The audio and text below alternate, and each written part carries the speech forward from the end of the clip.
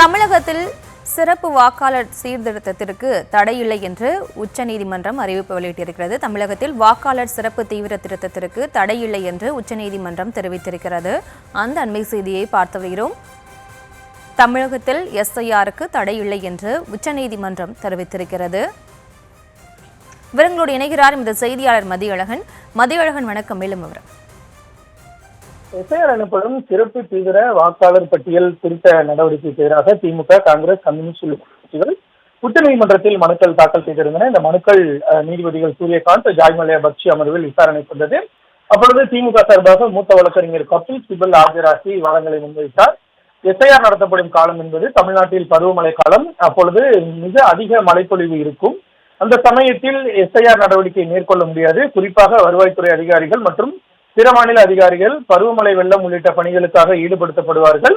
இதனைத் தொடர்ந்து ஜனவரி மாதத்தை பொறுத்தவரை தமிழகத்தில் அறுவடை திருவிழா என்ற பொங்கல் விழா கொண்டாடப்படும்.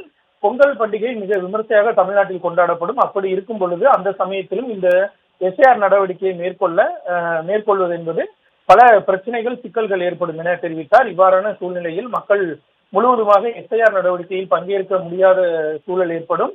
எனவேதான் எஸ்ஐஆர் உகந்த காலம் அல்ல என தாங்கள் தொடக்கம் முதலே கூறி வருவதாக தெரிவிக்கப்பட்டது.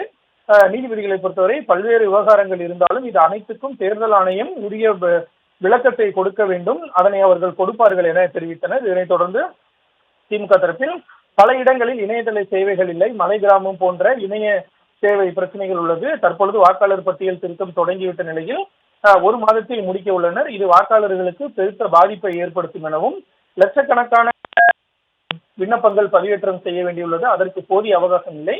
தேர்தல் ஆணையம் போதிய அவகாசத்தை வழங்காமல் அவசரமாக மேற்கொள்வது பொதுமக்களை பெருமளவுக்கு பாதிக்கும் என்றும் தெரிவிக்கப்பட்டது. அப்பொழுது நீதிபதிகளை பொறுத்தவரை இந்த மனு தொடர்பாக தேர்தல் ஆணையம் விரிவான பதில் அளிக்க வேண்டும் என்று உத்தரவிட்டனர். மேலும் அனைத்து மனுக்களின் நகல்களையும் தேர்தல் ஆணையத்திற்கு வழங்கவும் நீதிபதிகள் உத்தரவிட்டனர்.